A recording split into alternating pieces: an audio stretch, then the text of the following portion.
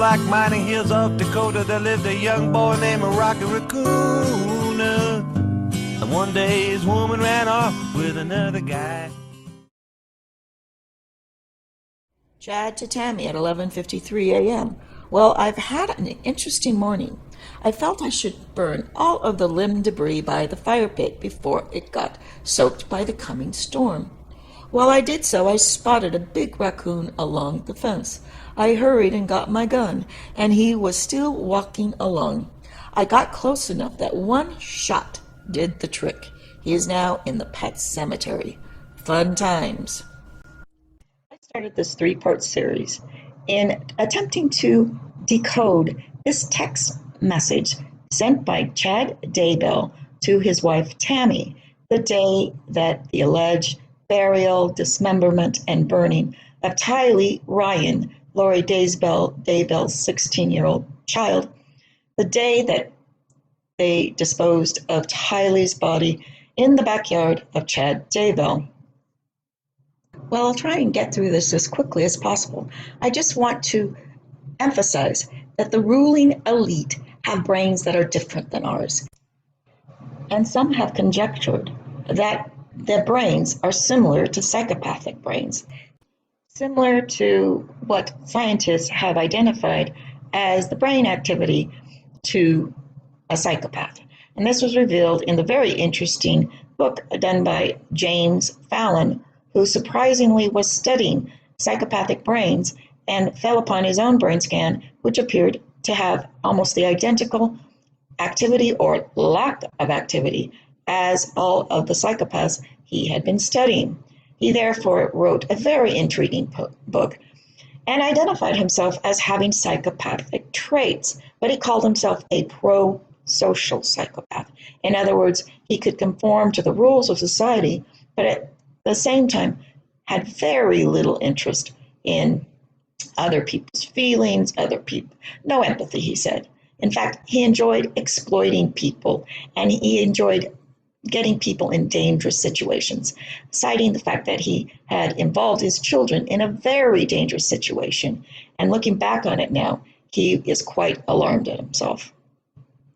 James Fallon said, this psychopathic brain activity can be inherited or two, almost 100% induced in male children by severe trauma and abuse, starting in utero and ending at the age of 3 years old.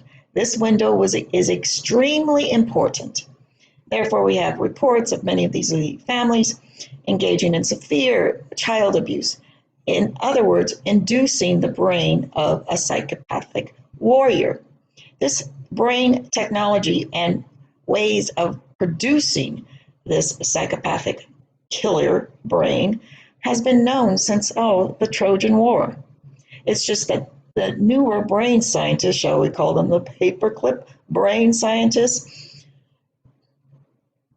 they have fine-tuned it to a point where they can 100% put electrodes or do certain types of behavioral training and produce the same psychopathic brains in almost, like they said, 100% of male children. And I think the studies say at least 30% of the female children.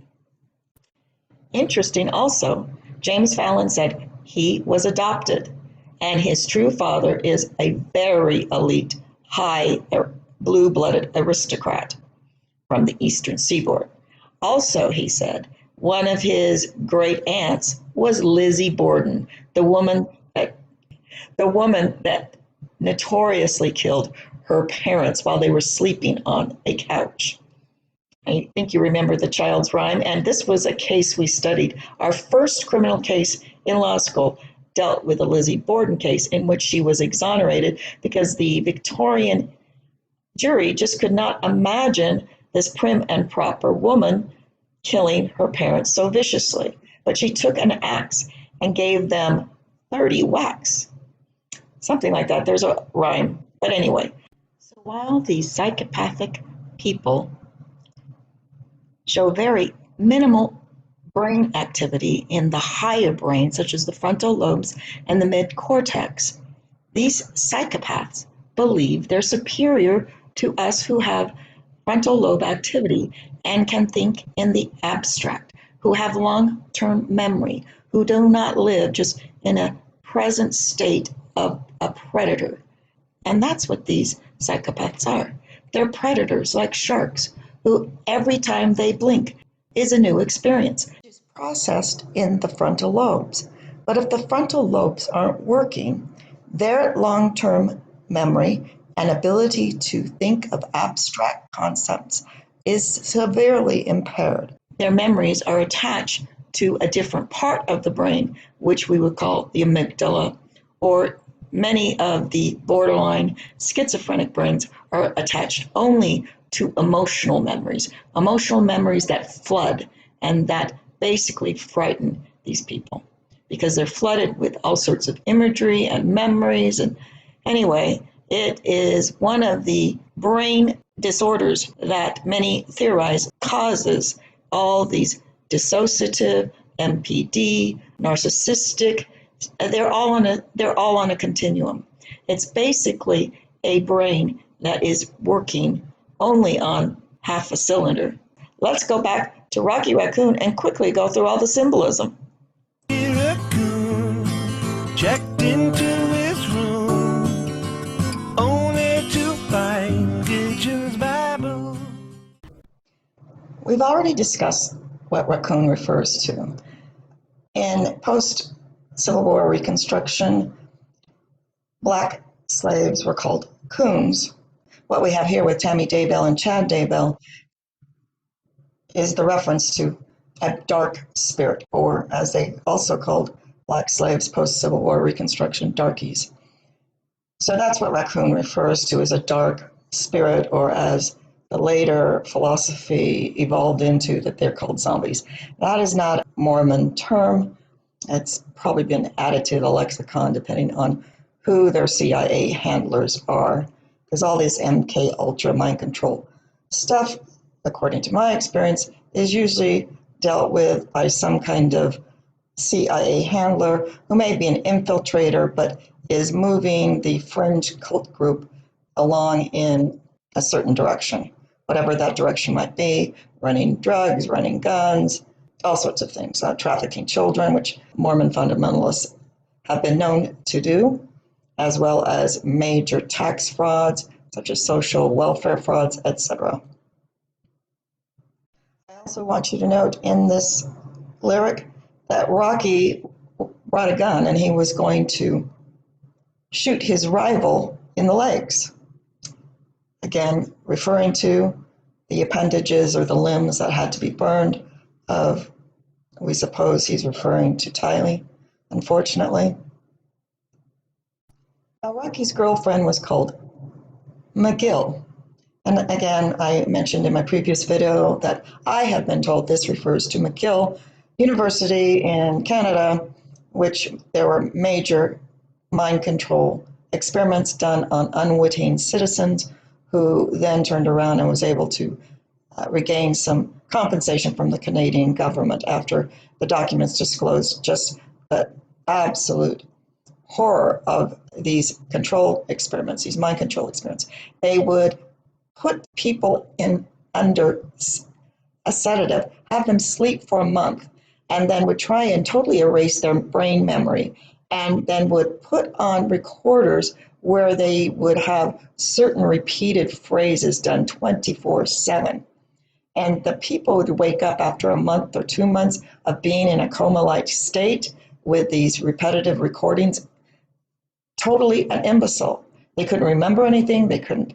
Anyway, it was called brain wiping, or I can't remember the exact term they called it, but it was erasing all memories in the brain. They were hoping to be able to then reinstall memories and create a Manchurian candidate from the ground up.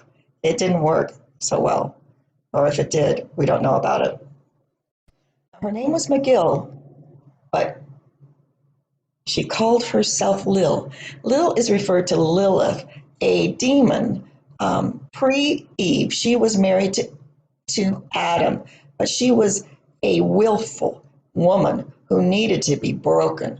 And so Lilith ran off with Samael, another demonic character, an angel.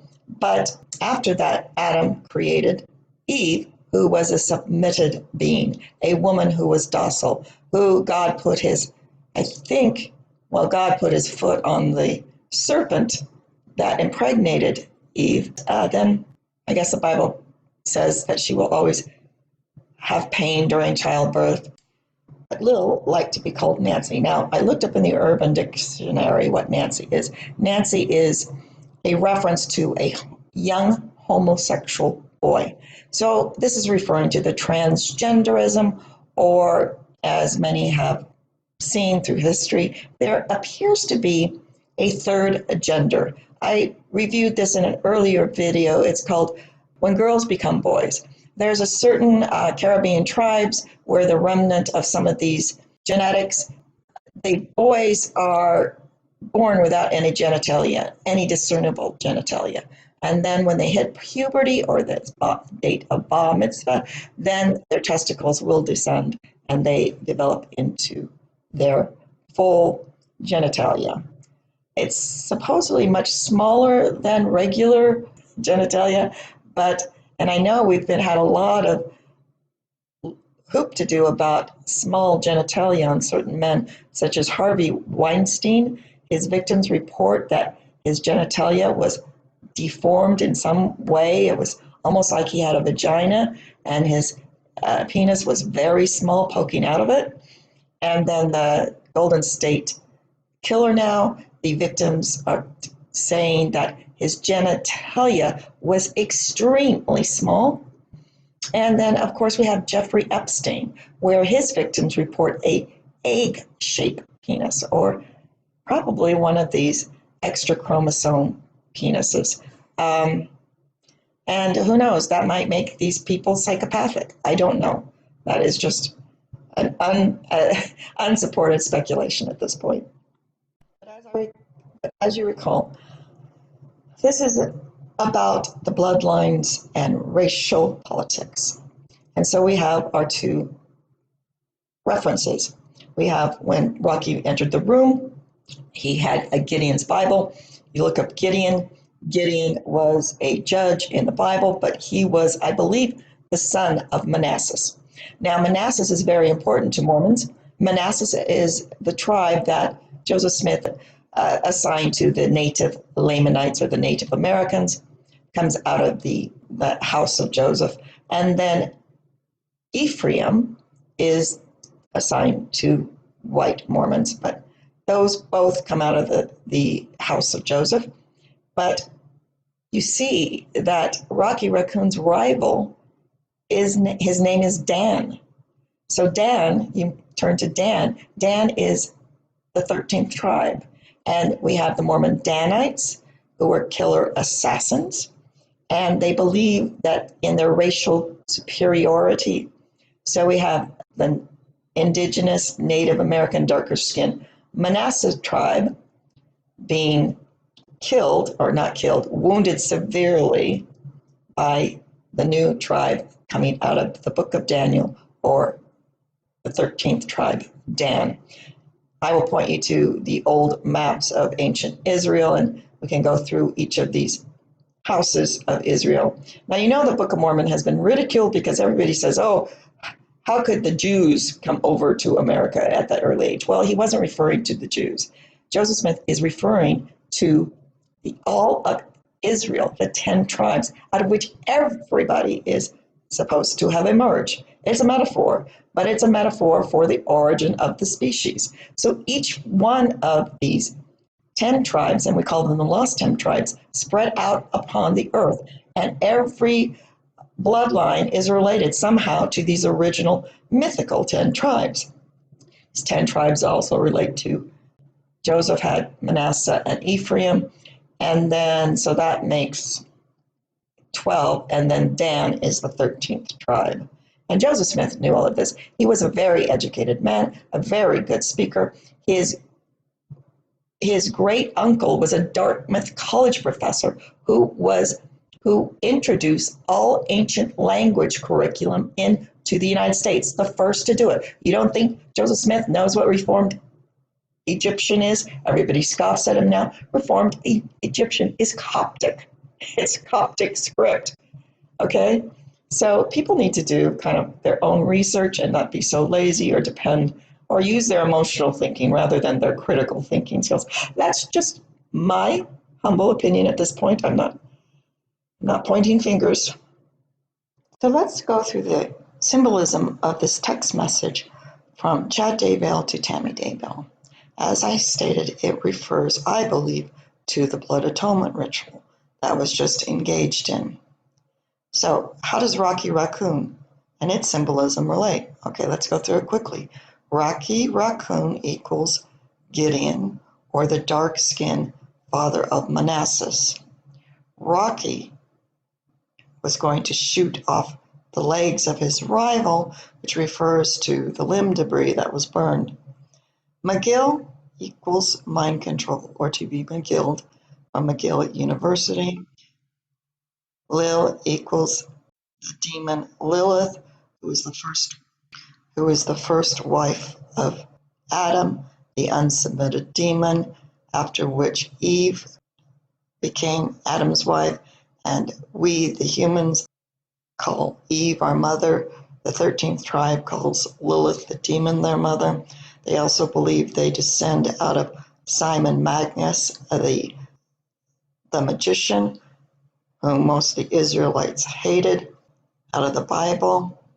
And Simon Magus was a Samaritan, or a Sufi, or a Zoroastrianism. You'll find magicians all through British, Anglo-American history, such as Merlin the magician, out of the Arthurian legends. You'll find Prospero out of Shakespeare. These are all magicians coming out of the Zoroastrian religion. Finally, Dan shoots Rocky. Rocky says he will be better as soon as he's able. This relates to Cain and Abel, or the rebirth of Rocky into original tribe of Abel. And it starts a new generation. Somewhere in the black mining hills of Dakota, there lived a young boy named Rocky Raccoon. And one day his woman ran off with another guy.